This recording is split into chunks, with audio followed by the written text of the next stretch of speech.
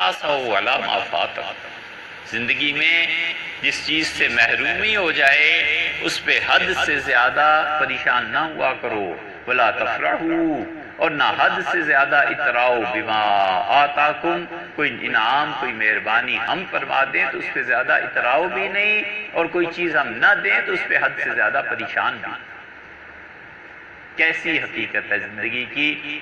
قرآن اس طرح انسان کی زندگی کو ڈیل کرتا ہے، اصول سکھاتا ہے کہ جینا کیسے ہے۔ وہ کہتا ہے اگر کوئی چیز کھو گئی ہے، کوئی چیز تمہاری تمنا پوری نہیں ہوئی ہے، جو چیز تم حاصل کرنا چاہتے تھے نہیں ملی، وہ ڈگری نہیں ملی، وہ درجہ نہیں ملا، وہ رشتہ نہیں ہوا، وہ محبت، اور کیا کیا چیزیں انسان کو مایوسی میں لے جاتی ہیں، فرمایا بالکل حد سے زیادہ پریشان نہ ہوا کرو، اس میں بھی کوئی نہ کوئی چیز تھی جو تمہاری سمجھ میں نہیں، ہم جانتے ہیں اگر مل جاتی تو کیا ہو۔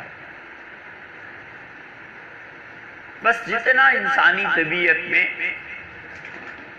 افسردگی چھاتی ہے وہ ہے ایک تقاضا، اس کو تو کوئی نہیں روک سکتا، وہ تو نیچرل چیز ہے، بس اتنے ہی پریشان، اور کوئی چیز مل جائے، برکت دے دے، مہربانی فرما دے، ان ایکسپیکٹڈ کوئی چیز سامنے آ جائے، تو اس کا یہ مطلب نہیں ہے کہ ہر جگہ لوگوں میں اس کا چرچا اور تذکرہ ہوتا رہے اور تم اپنے آپ کو بڑا سمجھنے لگو، کچھ بھی نہیں، یہ سب چیزیں ہم نے طے کر دی تھی، اس لیے مایوس ہو جانا یہ بھی گناہ، اور کبر میں پڑ جانا یہ بھی گناہ، کیونکہ بسا اوقات جب آدمی پہ انعامات کی بارش ہوتی ہے تو یہ غلطی سے سمجھنے لگتا ہے کہ یہ سب کچھ، وہ جو میں نے پہلے سے بزنس طے کیا تھا نا، یہ سب کچھ اس کے ذریعے آ رہا ہے، حالانکہ وہ نہیں جانتا کہ اعمال کے بعد نتائج مرتب نہ کرنے والی ذات بھی کوئی ہے۔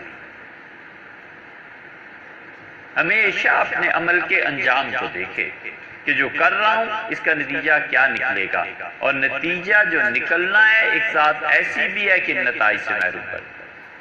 وَلَنَبْلُوَنَّكُمْ بِشَيْءٍ مِّنَ الْخَوْفِ وَالْجُوعِ وَنَقْصٍ مِّنَ الْأَمْوَالِ وَالْأَنفُسِ وَالثَّمَرَاتِ، اور ہم یقیناً تمہیں آزمائیں گے یہ اور آخرت کا والثمرات، اور تمہاری کاوشوں اور کوششوں پر جو کچھ پھل پڑنا چاہیے تھا اسے نہ دے۔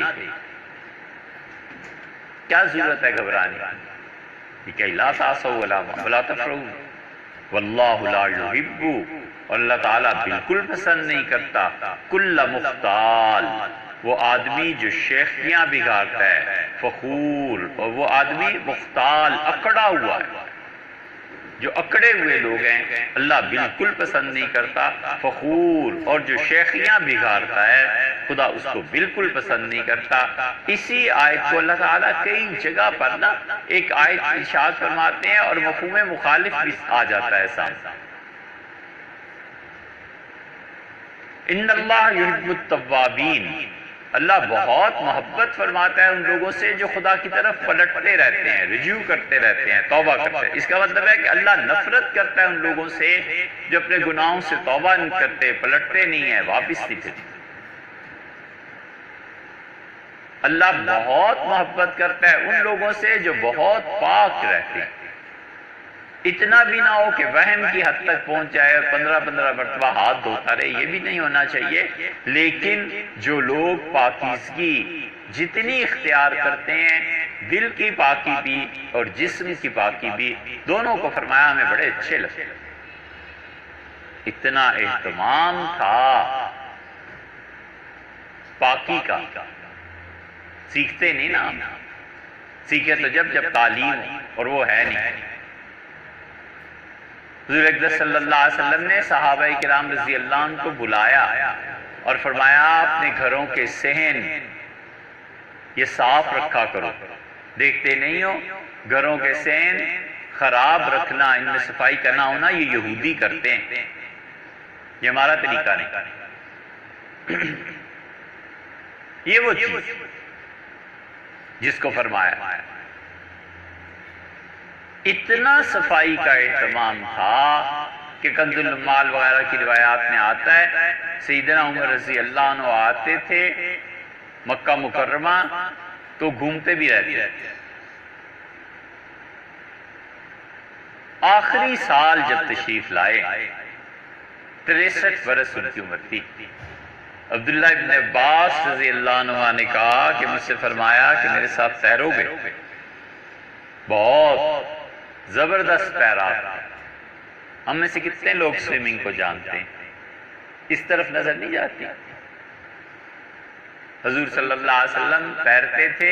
ایک دن سیدنا ابوبکر رضی اللہ عنہ سے کہا کہ میرے ساتھ مقابلہ کرو تیرنے۔ حضرت ابوبکر رضی اللہ عنہ کہتے ہیں میرے دیکھتے دیکھتے حضور صلی اللہ علیہ وسلم پانی میں آگے چلے گئے اور میں نے پھر جا کر رسول اللہ صلی اللہ علیہ وسلم کا پاؤں پکڑ لیا۔ یہ بھی اسی دین اور شریعت میں ہے۔ 63 سال کی عمر اور ساری ذمہ داریاں، اور سیدنا عمر رضی اللہ عنہ کا یعنی جسمانی انحطاط آدمی میں آ ہی جاتا ہے۔ جتنی عمر بڑھتی ہے کوئی پہلے جیسی بات تھوڑی رہتی ہے۔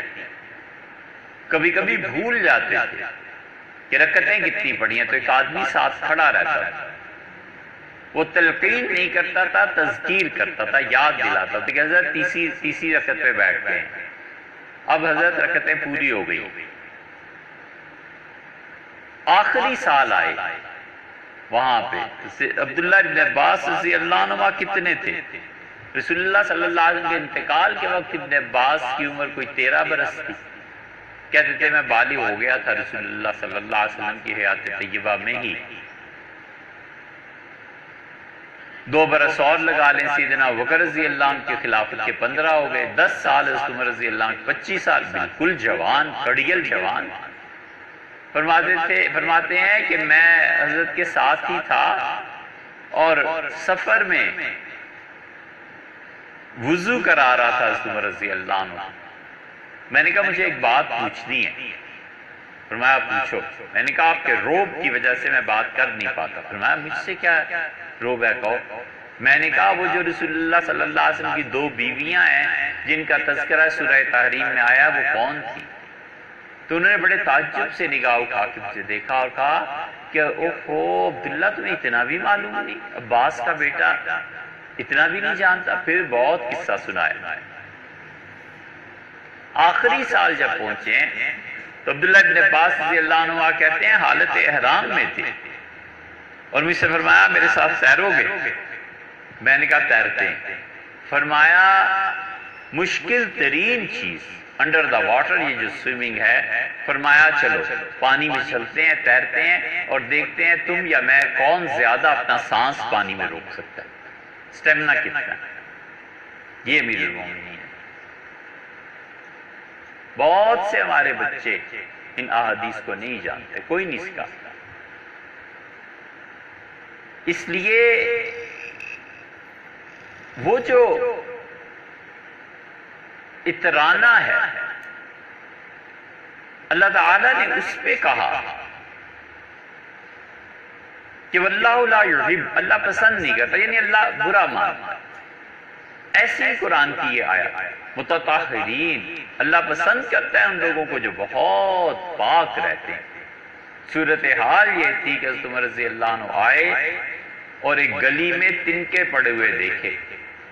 یہ ہماری تہذیب ہے، یہ اس وقت کی تہذیب ہے جب دنیا میں کہیں تہذیب کا وجود نہیں تھا۔ فرمایا یہ کس کی حویلی ہے؟ پتہ چلا حضرت ابو سفیان رضی اللہ عنہ، دروازہ کھٹکھٹایا، ابو سفیان آئے۔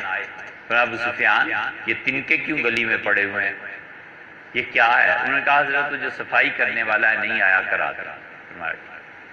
اگلے دن آئے، پھر ایسا آئے، تیسرے دن آئے تو ابو سفیان رضی اللہ عنہ اور ان کی بیوی دونوں آ گئے۔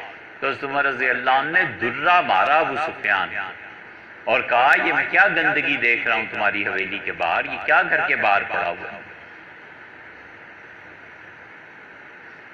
ان کی اہلیہ نے کہا، حضرت ہند رضی اللہ عنہ نے، انہوں نے کہا عمر اس آدمی کو مار رہے ہو جس کے پاؤں میں کانٹا چبھ جاتا تھا تو پورا مکہ جمع ہو جاتا تھا، یہ اتنا بڑا آدمی۔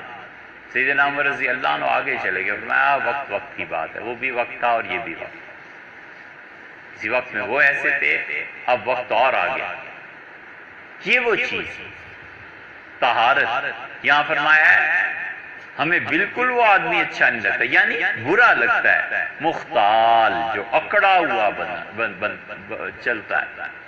ایک ہے صحت، ریڑھ کی ہڈی مضبوط، چلنے میں لچک، یہ وہ اور چیز ہے۔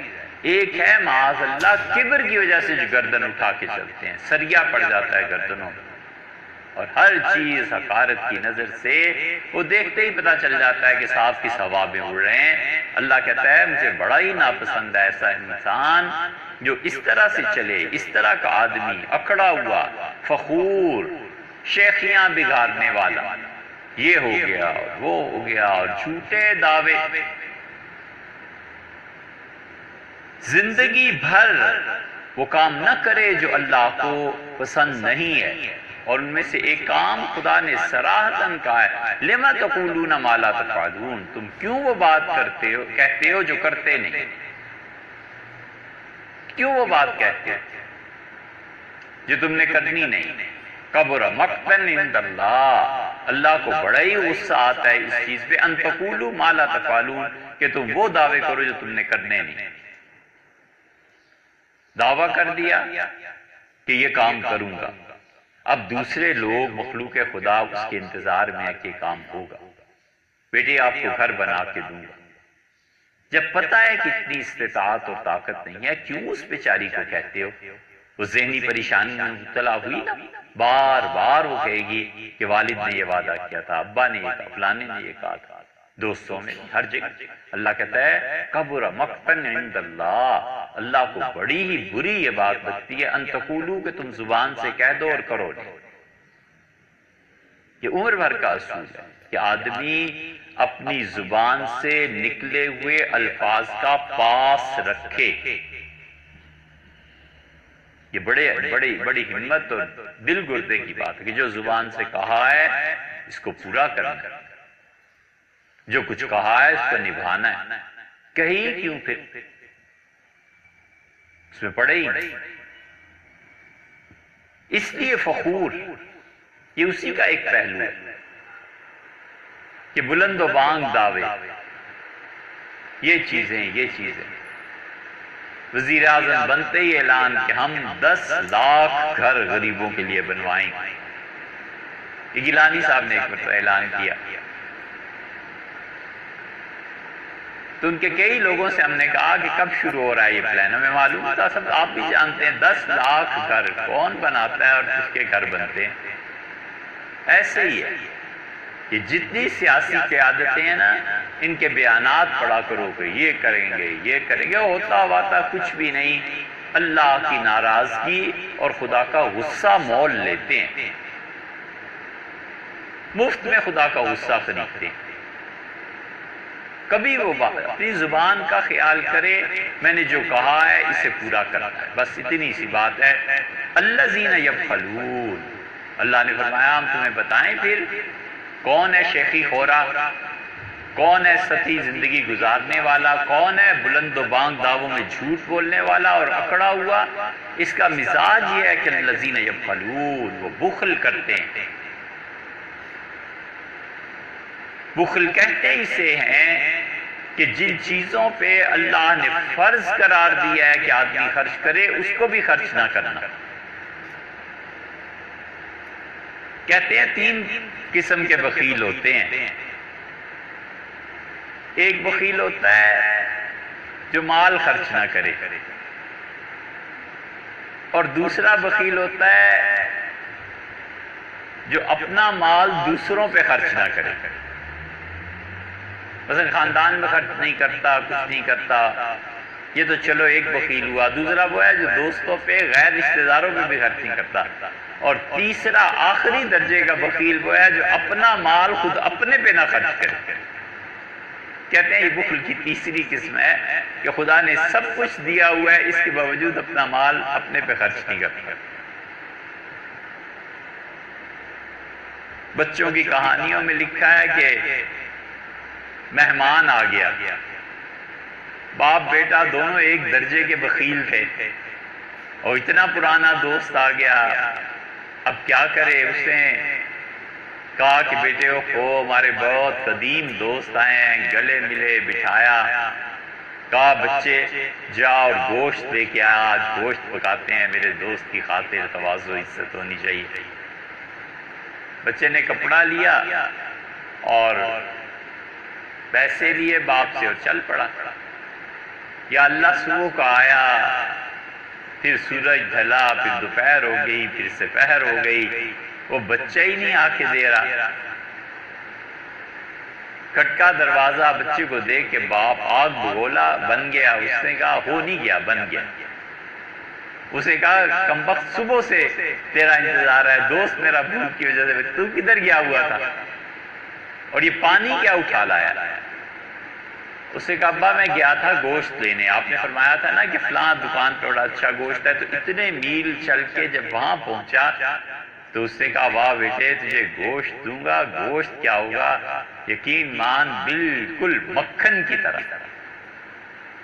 تو میں نے سوچا جب گوشت مکھن ہی جیسا ملے گا تو کیوں نہ براہ راست مکھن ہی لے لوں، فلاں گاؤں میں مکھن بڑا اچھا ملتا ہے. میں وہاں چلا گیا. میں نے اس بی بی سے کہا، دہی بلو رہی تھی، میں نے کہا مکھن ہے. اس نے کہا کہاں سے آئے ہو؟ اس نے کہا فلاں جگہ سے. تو ابا کہنے کی فلاں وکیل کے بیٹے ہو؟ میں نے کہا مت ایسی بات کر اماں، مجھے مکھن چاہیے. اس نے کہا بیٹے مکھن کیا دوں گی، شہد کی طرح چاٹے گا، اتنی زبردست چیز ہے. تو میں نے سوچا کہ کیوں نہ براہ راست شہد ہی لے لوں، مکھن کو کیا کروں گا. تو تیسرے گاؤں چلا گیا. اسے پوچھا کہاں سے؟ میں نے کہا فلاں گاؤں سے. کہنے لگا او تمہارے گاؤں میں ایک چشمہ ہے پانی کا، بڑا زبردست پانی ہے، ایسا ہاضم اور ایسا سبک کہ ذرا منہ میں رکھے اور حلق سے اترا. میں نے کہا وہ چشمہ اللہ نے ہمیں ہی دیا ہے. اس نے کہا زبردست شہد دوں گا، اتنا اچھا شہد جیسے تیرے گاؤں کا پانی ہے. تو ابا میں نے سوچا کہ گاؤں کا پانی لانا ہے تو شاید کیا خریدنا ہے، میں پانی لے کے آ گیا ہوں، لے اپنے دوست کو پلا دے چچا کو. اس نے کہا وہ کمبخت، یہ نہیں سوچا کہ اتنا زیادہ جو جنگل اور یہ سارے فاصلے اور گاؤں گاؤں گھومتا رہا ہے، جوتوں کا کیا بنا، جوتے گھس کے ہو گئے. اس کا ابا بے فکر ہے، تیرے دوست کے جوتے ہی پہن کے گیا. تو یہ تیسرے درجے کے وکیل بھی ہوتے ہیں کہ اپنا مال اپنے بھی خرچ نہیں کرتے. یار اللہ نے دیا ہے اپنے پہ تو لگاؤ نا. اس لیے اللہ کہتا ہے یہ جو اس قسم کی شخصیت ہوتی ہے، اکڑے ہوئے اور شیخیاں بگاڑنے والے، یبخلون، نہ صرف یہ کہ خود بخل کرتے ہیں، وَيَأْمُرُونَ النَّاسَ بِالْبُخْلِ، لوگوں کو بھی بخل کی تعلیم دیتے ہیں. دوسرا آدمی اپنا مال اپنی خوشی سے خرچ کر رہا ہے، اس کو بھی جا کے سمجھاتے ہیں نہ کر، یہ کل کام آئے گا. وہ کہتے ہیں لوگ مر رہے ہیں، وہ آدمی کہتے ہیں یار لوگ مر رہے ہیں، بھوکے ہیں، ضروریات زندگی ہیں، مجھے خدا نے اتنا کچھ دیا ہے، میں نے اگر بیٹے کو دے دیا ہے تو اس میں حرج کیا ہے. بیٹیاں کہتے ہیں کہ ابا اس پہ کیوں خرچ کیا ہے، اس طرح مال ضائع کرتے ہیں. شوہر ہے، بیوی کہتی ہے کہ یہ سب مال برباد کرنے والی بات ہے، کیوں اس کو اتنا آپ نے دے دیا، مجھے دیں، میں پیسے میں جانتی ہوں کیسے خرچ کرنا ہے. وَيَأْمُرُونَ النَّاسَ بِالْبُخْلِ، اللہ نے فرمایا صرف خود ہی بخیل نہیں ہوتے، لوگوں کو بخل سکھاتے بھی. اسی لیے آدمی اللہ کی راہ میں خرچ کرتا ہے، سوچ سمجھ کے خرچ کرنا چاہیے، اپنی ضروریات کو دیکھنا چاہیے، ہاتھ نہ پھیلانا پڑے، قرض نہ لینا پڑے. یہ سب چیزیں درست ہیں، مگر جب یہ ساری چیزیں سوچ کے بھی سمجھ میں آئے نا کہ میرے پاس کچھ چیزیں فالتو ہیں، میرا ہمسایہ ہے، فلاں بھائی ہے، اس کی اولاد ہے، بہن ہے، فلاں جگہ ہے، فلاں جگہ ہے، ان پہ میں خرچ کروں تو پھر بخل کیسا ہے. اسی لیے رسول اللہ صلی اللہ علیہ وسلم پوچھا گیا کہ اللہ کے رسول سب سے اچھے خرچ کرنے کی جگہ کیا ہے؟ آپ نے فرمایا تمہاری بیٹی یا بہن جب وہ بیوہ ہو جائے یا طلاق ہو جائے اور گھر واپس آ جائے اس پہ خرچ کرو. فرمایا یہ سب سے اچھی چیز، کیونکہ مال خرچ کیے بغیر تحریکات کامیاب نہیں ہوتی. پیسہ خرچ کیے بغیر کوئی چیز بنتی نہیں. اللہ انسانوں کو عالم اسباب میں رہنے کی تلقین کرتا ہے کہ یہ تو قرآن سے اس کی مثالیں دے. اتنی چیز بڑی کر دی کہ بغیر باپ کے بیٹا عنایت فرما دیا. اللہ کے لیے کیا مشکل ہے اس بچی کو طاقت اور صحت عنایت فرمانا، لیکن فرمایا کہ عیسیٰ علیہ السلام کی پیدائش پہ کہ چلی جا اور جا کر کھجور کے درخت کے نیچے لیٹ جا، وَهُزِّي إِلَيْكِ بِجِذْعِ النَّخْلَةِ، کھجور کے درخت کو ذرا سا ہلانا، تساقط علیہ رطبا جنیا، بہت اچھی پاکیزہ کھجوریں تم پہ گریں گی، اور چشمہ بھی ہے، پانی اور کھجوریں بھی ہیں، انہیں کھا اور اپنے بچے کو دیکھ کے سکھی رہ، خوش رہ۔ بیٹا بغیر باپ کے دے دیا اور کھجوریں بغیر درخت ہلائے نہیں دی، کیا کھجوروں کی درخت ہلاؤ؟ یہ ہے عالم اسباب۔ خدا کہتا ہے خود کام کرو، عقل دی ہے نا، اسے استعمال کرو۔ اس عالم اسباب میں خود ہی کچھ کرو گے تو ہم بھی برکت دے دیں گے، کچھ نہ کرو اور اس نتیجے پہ اس چیز پہ بیٹھے رہو تو پھر کچھ نہیں ہوگا۔ اتنا زیادہ اس عالم اسباب کو رکھا ہے کہ سیدنا مسیح علیہ السلام کے متعلق آسمانوں سے آنے کی احادیث ہر جگہ آئی، اور رسول اللہ صلی اللہ علیہ وسلم نے بھی فرمایا کہ تم پھر سیڑھی لگا کے مسیح علیہ السلام کو چھت سے نیچے اتارو گے۔ اب کوئی پوچھے یا سوچے کہ ہزاروں میل کی پتہ نہیں کتنی مسافت ہوگی، وہاں سے فرشتے لے آئے اور چھت پہ چھوڑ گئے، یار 14 فٹ 12 فٹ نیچے لے آتے، اس میں کیا تھا سین میں، یہ سیڑھی کیوں لگانی؟ یہ سبق ہے کہ جہاں تمہارا عالم اسباب شروع ہوتا ہے وہاں تمہاری اپنی ذمہ داریاں جاؤ اور کام کرو۔ یہ سبق سکھایا۔ کتنی آیات جن میں یہی سبق ہے کہ انسان عالم اسباب پر غور کرے، اسباب کو دیکھے کہ کیا ہوگا۔ اس لیے مسلمانوں کو اب بھی اللہ نے اتنا کچھ دیا ہے، گھوم پھر کے دیکھ لیا، 30 کے قریب ممالک ہم نے جا کر دیکھے، کسی کو اتنا کچھ نہیں ملا جتنا اللہ نے اس امت کو دیا ہے۔ گیس اس امت کو دی، سونا اس امت کو دیا، ساحل اس امت کو دیے، پانی اس امت کو دیا، اور لوہے کی اور سونے کی کانیں اس امت کو دے دی، تیل دے، اللہ نے کیا کچھ نہیں دیا۔ لیکن وہی بات ہے کہ ان سب چیزوں کو اسباب میں صحیح استعمال نہ کرنا، دھمکیاں دیتے رہے۔ امریکہ اور یورپ کو 40 سال پہلے آج سے شاہ فیصل کی حکومت تھی، بھٹو تھے، کہ یورپ نے اگر یہ کیا تو یہ کر دیں گے، ہم پٹرول بند کر دیں گے، اور پھر وہ وقت آیا جب پٹرول بند ہوا، اور آپ تاریخ اٹھا کر دیکھیں کہ برطانیہ کی حکومت نے اعلان کر دیا کہ پٹرول نہیں ہے، لہٰذا آپ اپنی گاڑیوں میں پٹرول نہ بھروائیں۔ لوگوں نے گاڑیاں ہی نہیں نکالی، قوم کی تربیت ہوئی تھی نا، گاڑیاں ہی نہیں نکالی لوگوں نے۔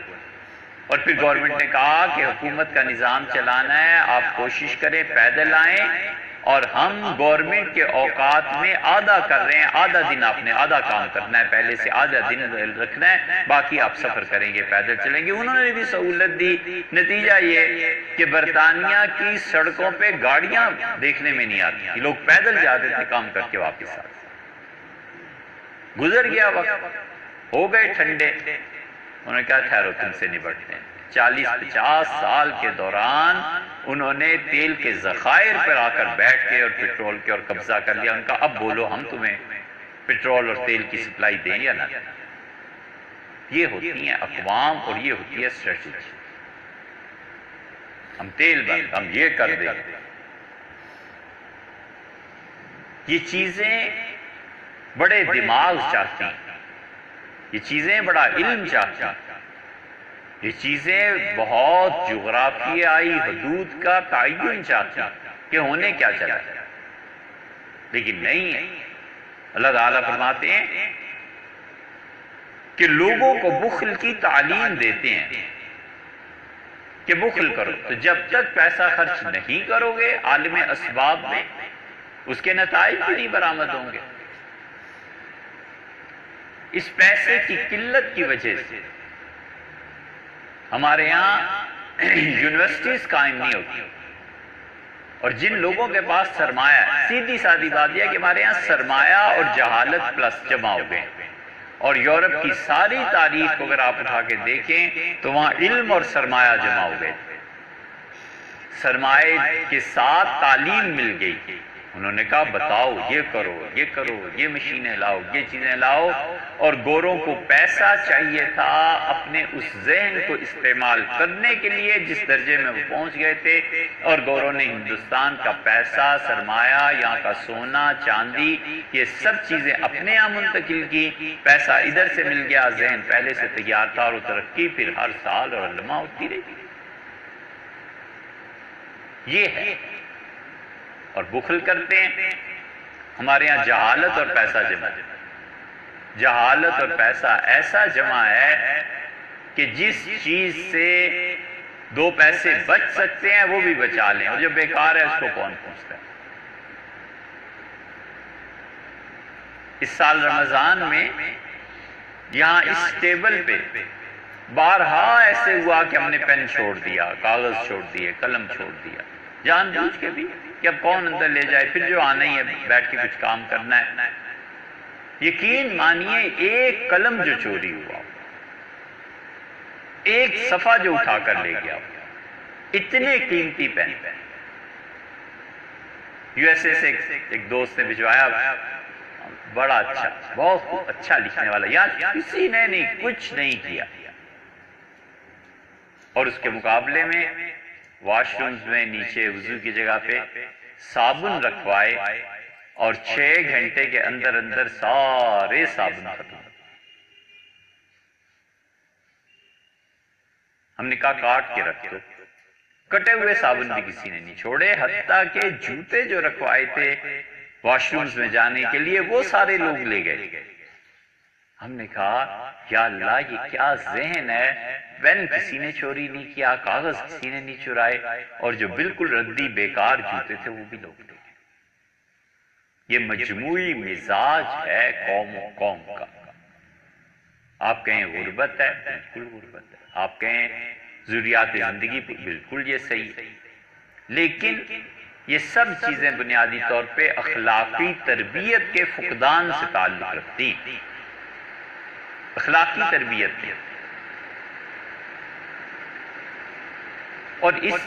اور ہولناک صورتحال یہ ہے کہ اس میں اضافہ ہو رہا ہے، ہر سال کروڑ 1.5 کروڑ بچے تعلیم سے محروم ہیں، پھر جرائم کی شرح اسی حساب سے بڑھے گی، پھر چوریوں کی شرح اسی حساب سے بڑھے گی، یہ سب کچھ ہوگا، اور اس پہ غور کرنے کے لیے تیار نہیں ہے کہ ہم مسلمانوں کو کس طرف لے جا رہے ہیں۔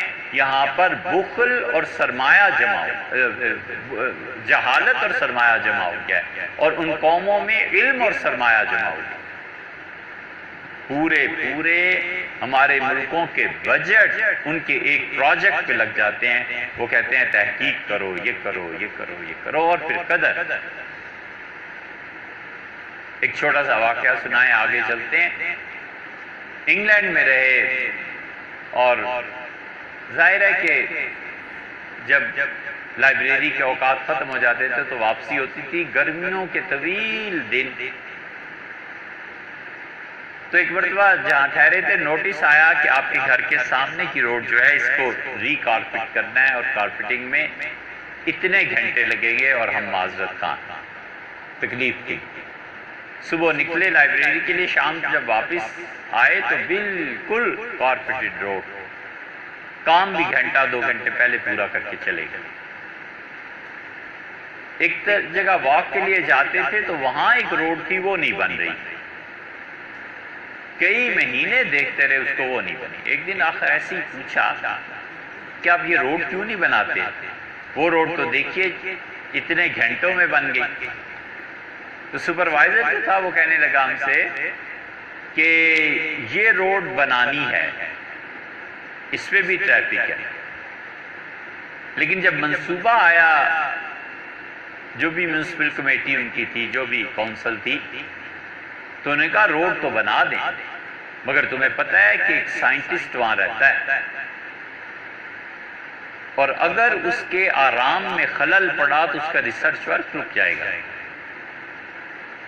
اس لیے ان سے پوچھنا ضروری ہے۔ تو لیٹر لکھا، انہوں نے جواب میں لکھا کہ میں رات دن مصروف رہتا ہوں، آپ کا شکریہ، آپ نے میری کیئر کی، لیکن دن کو میں اپنے گھر کی سبزی اور ضروریات خریدنے کے لیے اتنا وقت نکلتا ہوں، پون گھنٹہ یا سوا گھنٹہ جتنا بھی سمجھتا ہے اس کا، اس میں آپ کام کر سکتے ہیں، باقی وقت کی اجازت ہے۔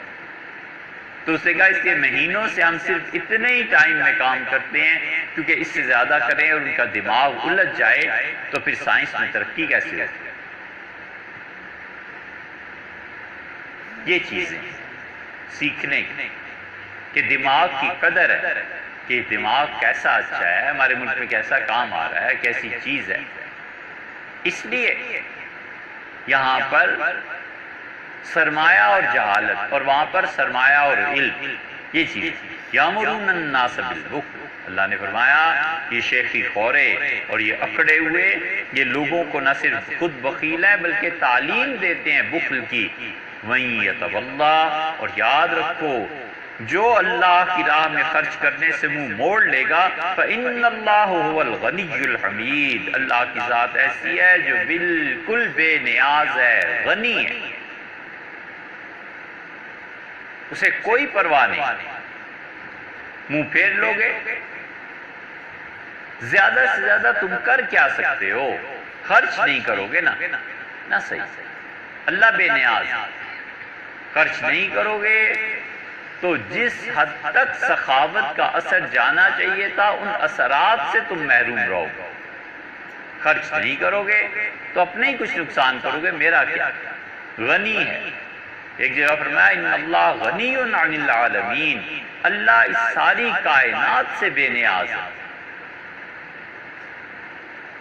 حضور صلی اللہ علیہ وسلم نے فرمایا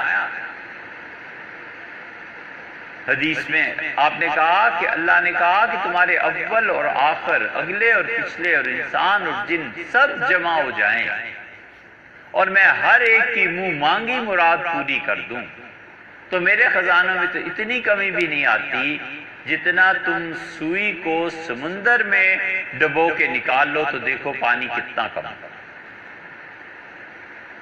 ان اللہ هو الغنی، فرمایا بس سو نتیجہ یہ ہے کہ اللہ بے نیاز ہے بالکل تمہارے خرچ کرنے سے، الحمید، اور وہ ستایا ہوا ہے، اس کی صفات ہیں، اس کی تعریف ہے، تم کرو نہ کرو تعریف، کل جگ اس کی تعریف کرتا ہے، تم خرچ کرو نہ کرو اس کے پاس خود ہی اتنے خزانے ہیں جو چاہے سو کرے۔ اس لیے جب آدمی کی نسبت اللہ کی صفت غنا کی طرف ہو جاتی ہے کہ بے نیاز ہے تو آدمی میں توکل مضبوط ہو جاتا ہے، وہ کہتا ہے مانگنا ہی ہے جب تو اس سے کیوں نہ مانگے، اور ضروریات کو پیش نظر رکھنا ہے کسی کے تو اللہ ہی کی نظر میں کیوں نہ رہے کہ یہ ضروریات۔ فقیروں کو آپ نے دیکھا ہے ہاتھ پھیلاتے ہیں نا، ایک ہاتھ، تو جب اللہ پہ بھروسہ بڑھ جاتا ہے تو پھر وہ دونوں ہاتھ پھیلا کے خدا کے سامنے بیٹھتا ہے، وہ کہتا ہے وہ ایک ہاتھ سے مانگتا ہے، میں حاضر ہوں دونوں ہاتھوں سے مانگتا ہوں، آپ مہربانی کریں۔ هو الغنی، بالکل تمہارے پیسے سے، مال سے، دولت، ہر چیز سے بے نیاز ذات ہے اللہ کی، جو منصوبے اس نے اگر طے فرما دیے ہیں نا کہ پورے کرنے ہیں تو وہ کر رہیں گے، وہ کر کے رہیں گے۔ اس لیے بڑے سوچنے کی چیزیں کہ جن لوگوں کو اللہ نے مال دیا ہے وہ اپنے مال کو خدا کی راہ میں کتنا اور کیسے خرچ کرتے ہیں، اور حمید خدا کی تعریف ہے، کوئی کہے نہ کہے اس کی تعریف، چاند کو خوبصورت کوئی مانے نہ مانے وہ اپنی ذات میں چاند ہے۔ اس لیے اللہ تو اللہ ہے، مرد و عورت جو خوبصورت ہوتے ہیں وہ اپنے حسن میں خود اتنا مگن رہتے ہیں کہ دوسرے کی پرواہ نہیں۔ کاجل ہے، سرما ہے، کریم ہے، غازہ ہے، لپسٹک، کیا کیا چیزیں ہیں، وہ حسن خود اپنی آرائش میں اتنا مصروف رہتا ہے کہ وہ کہتا ہے تمہاری کیا پرواہ۔ یہ چیز بے نیازی پیدا کرتی ہے، ہر شخص جو اپنے فیلڈ میں عروج پر پہنچتا ہے اس کو خود بخود بے نیازی حاصل ہو جاتی ہے۔ نیورو سرجن ہے، پورا شہر سلامت رہے، اس کی اپنی ایک آن ہے، وہ کہتا ہے آؤ گے تو آپریشن، کہتے ہیں نہیں آئے تو میرے علم میں کیا فرق پڑتا ہے، کیونکہ اس کا علم اسے اپنے حصار سے نہیں نکلنے دیتے۔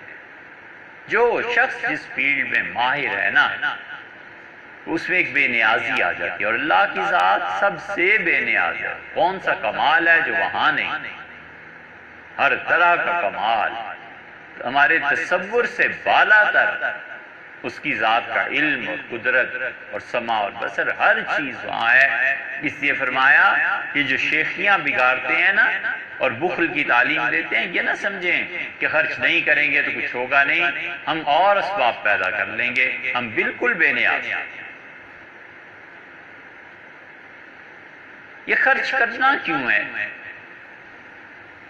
اور انسانوں کے لیے فلاح ڈھونڈنی کیوں ہے؟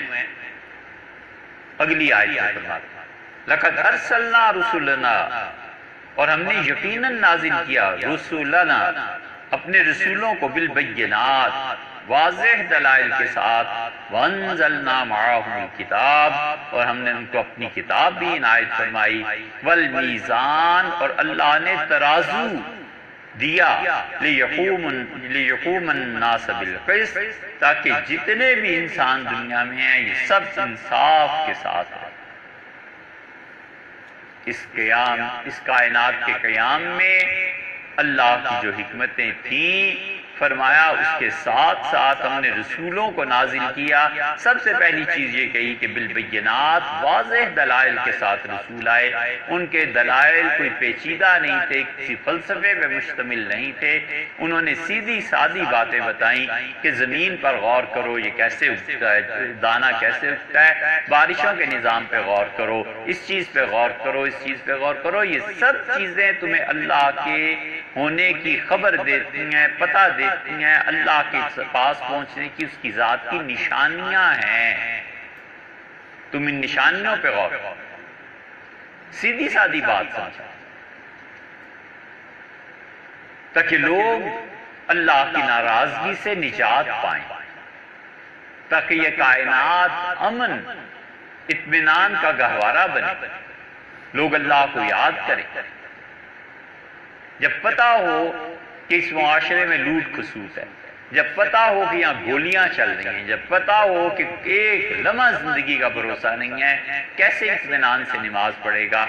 آدمی کے نے 1 گھنٹہ خدا کی عبادت کرنی تھی، گھنٹے میں اگر 60 منٹ ہے تو 120 مرتبہ یہ ذہن میں آئے گا کہ بچے بھی اسکول سے نہیں آئے، خدا خیر کرے، بس آج کل ایسے ہی حالات ہیں، کہاں عبادت میں جیے؟ اس لیے اللہ فرماتے ہیں کہ ہم نے انبیاء علیہ السلام کو بھیجا، پہلی چیز یہ کہ بالبینات، واضح روشن دلائل لے کے آئے کہ اللہ کو مانو، اس کی ذات کو مانو۔ حضور اقدس صلی اللہ علیہ وسلم کے پاس لوگ آتے تھے، بہت چھوٹے چھوٹے سوال بھی ہوتے تھے۔ ایک آدمی آیا، اس نے کہا اللہ ہے، آپ نے فرمایا ہے۔ اس نے کہا آسمان و زمین کو پیدا فرمایا، ہاں اس نے پیدا۔ اللہ ارسلک، اور قسم کھاؤ اللہ ہی نے تمہیں رسول بنا کے بھیجا ہے۔ حضور صلی اللہ علیہ وسلم قسم کھاتا ہوں اللہ ہی نے رسول بنا کے بھیجا۔ کہتا ہے اچھا پھر کیا چیز مجھ پہ فرض ہے؟ 5 وقت نماز، حل علیہ غیر، ان 5 نمازوں کے علاوہ بھی کچھ ہے؟ فرمایا نہیں۔ اور کیا فرض ہے؟ روزے رمضان، حل علیہ غیر، رمضان کے علاوہ بھی؟ فرمایا فرض نہیں۔ مال خرچ زکوٰۃ، حل علیہ مجھ پہ اس کے علاوہ کچھ نہیں۔ حج پر، اور وہ اپنے اونٹ پہ سوار ہے، نیچے بھی نہیں اترا، سوالات ہی کرتا جا رہا ہے۔ حضور صلی اللہ علیہ وسلم نیچے بیٹھے ہوئے جوابات دیتے جا رہے ہیں، اور کہتا ہے کہ اللہ لا ازید علی ھذا ولا انقص، اللہ کی قسم زندگی میں بس نہ اس سے زیادہ خدا کی عبادت کروں گا نہ اس سے کم کروں گا، بس 5 نمازیں ہی پڑھوں گا، حج بھی کروں گا، زکوٰۃ بھی دوں گا۔ اور اونٹ کو لے کے چل پڑا۔ حضور صلی اللہ علیہ وسلم افلح الرجل ان صدق، اگر یہ اپنے وعدے پہ قائم رہا نا بالکل نجات پا گیا۔ انبیاء علیہ السلام بڑی سادہ باتیں، بہت سادہ انداز، کوئی پیچیدہ باتیں نہیں ہیں۔ اللہ کہتا ہے ہم نے نازل کی ہیں ان کے ساتھ کچھ چیزیں، وَأَنزَلْنَا مَعَهُ الْكِتَابَ، دوسری چیز ہدایت کے لیے، لیکن پہلی چیز جس کی طرف نزول کی نسبت فرمائی، فرمایا ہم نے کتاب نازل کی، تورات، انجیل، زبور، صحف ابراہیم و موسیٰ، ابراہیم اور موسیٰ علیہ السلام کے صحیفے نازل کیے۔ اللہ نے کہا ہم نے ہر چیز انہیں دی، اور کتابوں کے ساتھ ساتھ والمیزان اور ترازو کو نازل کیا۔ یا نازل کرنے کا مطلب یہ ہے کہ بھیجا، ترازو قائم کیا، انصاف کے ساتھ، عدل کے ساتھ۔ انبیاء علیہ السلام کا دنیا میں بھیجنا سب سے بڑی غائب، سب سے بڑا مقصد دنیا میں عدل کا نظام قائم کرنا ہے۔ عدل کا نظام عقیدے میں بھی کہ جس نے دیا ہے اسی کی پرستش کی جائے، عدل کا نظام عقیدے میں بھی کہ جس نے حکم دیا ہے اس کی اطاعت کی جائے، عدل کا نظام انصاف کا عقیدے میں کہ نبوت جہاں ختم ہے بس ختم، عقیدے میں عدل، اللہ نے تقدیر کا حکم دیا ہے، ماننا ہے، میری سمجھ میں آئی آئی۔ اور عدل کا نظام عقیدے کے بعد اعمال، عدل پر جتنا وقت چاہیے عبادت کو اتنا وقت دو، جتنا وقت تمہاری اپنی ذات کو چاہیے اتنا دو، بچوں کو چاہیے اتنا وقت انہیں ملنا چاہیے۔ ہر چیز میں عدل، ہر چیز میں انصاف، ڈنڈی بالکل برابر رہے، کوئی پلڑا اور پہلو جھکا ہوا نہیں ہونا چاہیے۔ لِيَقُومَ النَّاسَ بِالْقِسْطِ، اللہ نے فرمایا ہم نے اس لیے میزان کو نازل کیا تاکہ لوگوں میں انصاف قائم رہے۔ یہ انصاف اتنی بڑی چیز ہے، یہ انصاف اتنا مفقود ہوا ہے، اتنا ختم ہوا ہے کہ اللہ کا عذاب اب اگر نازل ہوتا تو ہر شہر کی کچہری پہ نازل ہوتا جہاں ظلم ہی ظلم، انصاف کا تصور ہی نہیں۔ یہ حال عہدوں اور حکومتوں کو دیکھ کر فیصلے کیے جاتے ہیں، شخصیات کو دیکھ کر فیصلے کیے جاتے ہیں۔ پہلے لوگ کہتے تھے وکیل کریں گے، اب کہتے ہیں عدالتی کر لو، جج ہی کر لو، وکیل کیا کرنا، اتنے پیسے ان کو دے آؤ۔ انصاف ایسا ختم ہوا ہے، اس کا مطلب ہے کہ انبیاء علیہ السلام کے آنے کا جو مقصد تھا، اس امت نے ان مقاصد میں ایک مقصد کو فنا کر دیا ہے۔ اللہ کہتا ہے لِيَقُومَ النَّاسَ بِالْقِسْطِ، تاکہ ہم نے ترازو اس لیے نازل کیا اور کتاب دی تاکہ دنیا میں انصاف قائم ہو۔ حضور صلی اللہ علیہ وسلم کو خیبر میں زمین ملی تھی، اور خیبر کی اس زمین میں فصل ہوتی تھی، مدینہ منورہ آتا تھا جو بھی چیزیں پیدا ہوتی تھی، کھجور، عبداللہ ابن رواحہ رضی اللہ عنہ جاتے تھے اور جا کر کھجوریں مزارع تھی نا رکھی ہوئی ہوتی تھی، وہ دو ڈھیر بناتے تھے، کہتے تھے یہودیوں سے کہ ایک ڈھیر نبی کریم صلی اللہ علیہ وسلم کا اور ایک ڈھیر تمہارا ہے، میں نے اپنی بساط کے حد تک دو لگا دیا ہے، میں وہاں جا کر بیٹھ رہا ہوں، جو تمہارا جی چاہے اٹھا لے۔ اس سے زیادہ کیا انصاف کا تصور؟ اور جو بچ جاتا تھا رسول اللہ صلی اللہ علیہ وسلم کے لیے آ جاتا تھا۔ ایک مرتبہ ایک یہودی عالم تھا، اس نے آ کے عبداللہ ابن رواحہ رضی اللہ عنہ کو چوما اور اسے کہا جب تک تمہارا یہ انصاف قائم ہے نا، کوئی تمہیں زمین و آسمان سے ہٹا نہیں سکتا۔ آسمانوں کی برکتیں مراد تھی اور زمین میں عزت، دونوں چیز رہیں گی یہ جب تک تمہارا انصاف قائم۔ سیدنا علی رضی اللہ عنہ کے خلاف فیصلہ ہو گیا، حضرت عمر رضی اللہ عنہ کے خلاف فیصلے، انہوں نے ایک حکم دیا، لوگ کچہری میں چلے گئے اور جا کے امیر المومنین رضی اللہ عنہ کے جو حکم تھا اس کے متعلق کہا کہ حضرت نے یہ فرمایا اور یہ نہیں ہے، ٹھیک۔ حضرت عباس رضی اللہ عنہ چلے گئے، حضرت عمر رضی اللہ عنہ جمعہ پڑھانے آ رہے تھے، پر نالے سے پانی گر رہا تھا اور پانی جو گرا ہے تو ان کے کپڑوں پہ چھینٹے پڑ گئے، خون تھا اس پانی میں، گئے دوسرا لباس پہن کے آئے اور فرمایا کہ یہ کیا ہو گیا ہے، پر نالے ٹھیک نہیں لگاتے، اس پر نالے کو اکھیڑ۔ خون تھا، چوزا یا مرغی کوئی چیز ذبح کی گئی تھی، اس کا خون تھا، پانی میں مل گیا، بہایا انہوں نے، پانی ہٹا دیا گیا پرنالہ۔ حضرت عباس رضی اللہ عنہ عدالت چلے گئے، ان کے میرے گھر کا پرنالہ کیوں ہٹایا ہے؟ امیر المومنین کو نہیں پتا، حضور صلی اللہ علیہ وسلم نے بدست نفیس خود تشریف لائے تھے اور اس پرنالے کو انہوں نے لگایا تھا۔ امیر المومنین نے کیسے ہٹا دیا؟ سیدنا عمر رضی اللہ عنہ کو دوبارہ لگوانا پڑ گیا۔ گھر تھا، حضرت عمر رضی اللہ عنہ نے کہا مسجد نبوی میں توسیع کرنی ہے، گھر دے دیں، نہیں دیا حضرت عباس سے۔ ان کا حضور صلی اللہ علیہ وسلم مجھے یہاں چھوڑ کے گئے۔ عدالت نے کہا کسی کا گھر کیسے دیا جا سکتا ہے، مسجد کا کچھ اور کریں، عباس کا گھر نہیں دیا جائے۔ پھر حضرت عباس رضی اللہ عنہ خود آئے اور اپنی خوشی سے گھر دے دیا۔ یہ سب چیزیں انصافی کا تو قیام ہے۔ حضور صلی اللہ علیہ وسلم نے لوگوں کے ہاتھ میں درہ دیا اور فرمایا اسے پکڑو، اور اگر کبھی میں نے مار دیا ہو تو آج مجھے مار۔ وفات سے چند دن پہلے، 2-3 دن پہلے مسجد نبوی میں تشریف لائے اور فرمایا میں نے کسی کو جسمانی تکلیف دی ہو تو مجھ سے لے لو، اللہ مجھے نہ پوچھے۔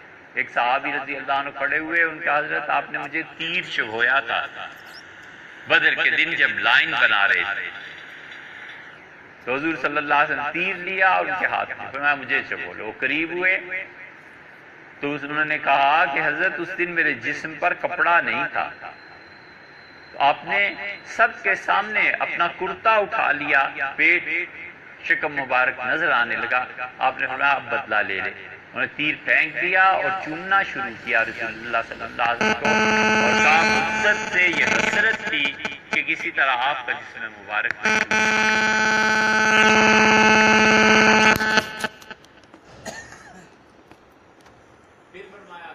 مال میں نے دینا ہو۔ ایک صحابی رضی اللہ عنہ کا اللہ کے رسول 2 روپے میرے، فرمایا تو وہ رضی اللہ عنہ سے کہ 2 روپے سے ادا کرو۔ یہ سب انصاف ہے، کوئی برا ماننے کی بات نہیں، کوئی ایسی چیز نہیں۔ اللہ فرماتے ہیں انبیاء علیہ السلام کو لِيَقُومَ النَّاسَ بِالْقِسْطِ، تاکہ لوگوں میں انصاف قائم کیا جائے، اور انصاف کبھی کبھی سختی کے بغیر آتا بھی نہیں۔ سختی ہوتی ہے نا، عدالت اپنے حکم جاری کرتی ہے، جیل میں ڈالتے ہیں، کچھ کرتے ہیں، پھر اکڑا ہوا آدمی ٹھیک ہو جاتا ہے۔ وَأَنزَلْنَا الْحَدِيدَ، اور اللہ کہتا ہے ہم نے لوہے کو نازل کیا، فِيهِ بَأْسٌ شَدِيدٌ، اور اس لوہے میں جنگ کا شدید بہت قوی سامان جنگ موجود ہے۔ وَمَنَافِعُ لِلنَّاسِ، اور اس لوہے میں لوگوں کے فائدے بھی ہیں۔ وَلِيَعْلَمَ اللَّهُ، اور یہ سب کچھ اس لیے ہے کہ تم لوگ جانو کہ اللہ تعالیٰ کو اللہ خود اس کو پرکھے کہ مَن يَنصُرُهُ وَرُسُلَهُ بِالْغَيْبِ، کہ کون ہے جو اللہ کی اور اس کے رسولوں کی بن دیکھے مدد کرتا ہے علیہ السلام۔ انزلنا الحدید، لوہے کو نازل کیا، سٹیل فیکٹریز، اس لوہے سے اسلحہ بنتا ہے۔ اسی لیے تو اللہ کے منکر اور شرک کرنے والے آفرز دیتے ہیں کہ سٹیل فیکٹری بیچنی ہے، ہم تیار ہیں، چلو سودا کرو۔ اب تو خیر لوہے سے بھی آگے معاملہ چلا گیا، لیکن لوہا بنیادی عنصر ہے دفاع کا۔ جتنی بھی چیزیں بنتی ہیں لوہے کا کچھ نہ کچھ حصہ اس میں موجود ہوتا ہے، فولاد ہے۔ اللہ نے کہا ہم نے لوہے کو نازل کیا، فیہ بأس شدید، اس میں لڑائی کا زبردست سامان موجود ہے، تیر، تلوار، نیزے، برچھی، اس وقت سب چیزیں یہی بنتی تھی۔ اس لیے نازل کیا کہ انبیاء علیہ السلام بنیادی طور پر خدا کی راہ دکھانے اور انصاف کو قائم کرنے کے لیے آئے تھے، لیکن سرکش اقوام نہیں مانتی سوائے اس کے کہ ان کے ساتھ جہاد کیا جائے، پٹائی کی جائے، اور اللہ کے اور اس کی مخلوق کے درمیان جو حائل یہ ایک دیوار ہے، اس دیوار کو ہٹایا جائے، توڑا جائے۔ اور فرمایا اس لوہے میں لوگوں کے لیے منافع ہیں، نفع کی چیزیں ہیں، گھر بناتا ہے، تعمیر کے کاموں میں استعمال ہوتا ہے، کیا کیا چیزیں آپ سب جانتے ہیں۔ اللہ نے فرمایا ہم نے یہ اس لیے کیا وَلِيَعْلَمَ اللَّهُ، تاکہ اللہ تعالیٰ جانے جہاں جہاں قرآن میں آتا ہے نا کہ اللہ جانے، اس کا مطلب ہوتا ہے کہ اللہ ظاہر کر دے، کیونکہ علم میں تو اس کے پہلے ہی ہے، وہ امتحان لیتا ہے تاکہ دکھائے من ینصرہ، لوگ جانیں کہ کون خدا کی مدد کرتا ہے، وہ رسولہ، اور اس کے رسولوں کی مدد کرتا ہے، بالغیب، بن دیکھے۔ ہم نے حضور صلی اللہ علیہ وسلم کو نہیں دیکھا، اللہ تعالیٰ کو نہیں دیکھا، مومن شہید ہوتا ہے اس نے ان چیزوں کو نہیں دیکھا۔ اللہ فرماتے ہیں ہم نے یہ سب کچھ کیا تاکہ اللہ ظاہر کرے کہ کون ہے جو اس کی مدد کرتا ہے، بغیر دیکھے اللہ کو اس کی مدد کرتا ہے، اپنا مال خرچ کرتا ہے۔ اسی لیے اللہ نے فرمایا انما یعمر مساجد اللہ، اور اللہ کی مسجدیں، اس پہ مال تو بس وہ خرچ کرتے ہیں جو اللہ اور آخرت پہ ایمان رکھتے ہیں۔ اور اسی لیے رسول اللہ صلی اللہ علیہ وسلم نے فرمایا کہ تم دیکھو جو شخص مسجد کی خدمت کر رہا ہے اس کے مومن ہونے کی گواہی دو، اس لیے کہ مال کس کو عزیز نہیں ہوتا، مگر وہ کچھ قربانی تو کرتا ہے، دل پہ تھوڑا سا تو بوجھ آتا ہے کہ پیسہ کم ہو جائے گا، کیا ہوگا، اس کے باوجود اللہ کی رضا، اللہ کی خوشی، اللہ کے پیش نظر کہ رب راضی رہے۔ اللہ فرماتے ہیں کہ سب اس لیے ہے کہ بن دیکھے اللہ کو، اس کے رسولوں کو علیہ السلام، تم مال خرچ کرو، انصاف کے نظام کو قائم کرو، اور اگر تمہیں ضرورت پیش آ جائے جہاد کی تو لوہا ہم نے نازل کیا ہے، اس کو جہاد میں استعمال کرو، تاکہ دنیا میں وہ طاقتیں جو انصاف کو قائم نہیں ہونے دیتی، جو اللہ کی راہ میں رکاوٹ ہیں، ان کو ہٹایا جائے۔ جہاد کا بنیادی مقصد کیا ہے؟ کیا ضرورت پڑی تھی صحابہ کرام رضی اللہ عنہ کو کھڑے ہوئے اور ہر طرف گئے؟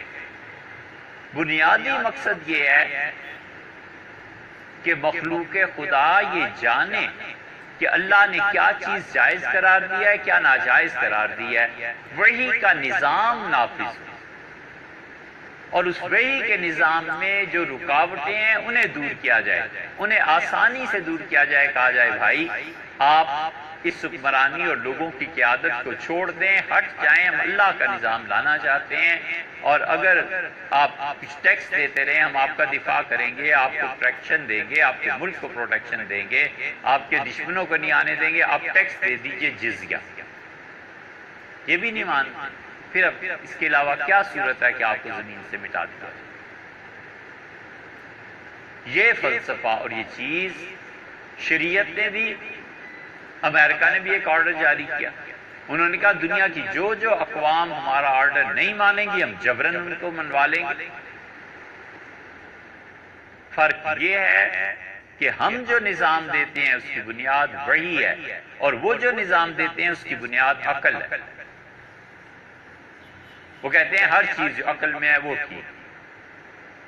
آخری انتہائی غلط فیصلہ جو امریکہ کی سپریم کورٹ نے کیا وہ یہ کہ ہم جنس پرستی میں عورتیں عورتوں سے اور مرد مردوں سے شادیاں کریں۔ اس فیصلے کو ذرا تفصیل سے پڑھیے۔ وہ کہتے ہیں کہ انسان کی بنیادی ضرورت ہے، عقل اس بات کا تقاضا کرتی ہے، مراد ان کی یہ ہے، عقل اگر 400 سال کے بعد اس کا تقاضا کرے کہ انسانوں اور جانوروں میں شادیاں ہونی چاہیے تو پھر عقل انسانی کا کیا بھروسہ ہے؟ پھر کہیں گے کہ ارے یہ انسانوں سے شادیاں کرتے تھے، جانوروں کو چھوڑ دیتے تھے، یہ تو بہت ہی نالائق تھے۔ اسی طرح جس طرح آج یہ کہتے ہیں کہ صرف مرد و عورت کی شادی ہے تو بہت ہی نالائقی ہے، بہت ہی بے وقوف ہے، آزادی دو، وہ اگلی نسل جو آئے گی اور آزادی دو جانوروں کے ساتھ کرنے دو۔ اس عقل کی بنیاد پر وہ کہتے ہیں پوری دنیا کو چلائیں، ہم کہتے ہیں نہیں، وحی کی بنیاد پر چلنی چاہیے۔ اللہ نے جو وحی کی ہے اس لیے اللہ کہتا ہے مدد کرو میری اور میرے رسولوں کی علیہ السلام، بغیر انہیں دیکھے ہوئے فائدے میں رہو گے۔ ان اللہ قوی عزیز، اور اللہ تعالیٰ قوی ہے، اللہ تعالیٰ طاقت والا ہے۔ یہ لوہے کی طاقت اور یہ سب چیزیں اس کی قوت اور اس کی تائید سے استعمال ہوتی ہیں۔ ہوش و حواس برقرار رہیں گے تو ہوگی نا۔ اکبر بادشاہ نے دربار میں کہا کہ دشمن کے مقابلے میں سب سے مؤثر چیز کیا ہونی چاہیے آدمی کے پاس؟ تو ابو الفضل نے کہا، پوچھتا رہا اکبر، ابو الفضل چپتے تو ان سے پوچھا تو انہوں نے کہا حواس،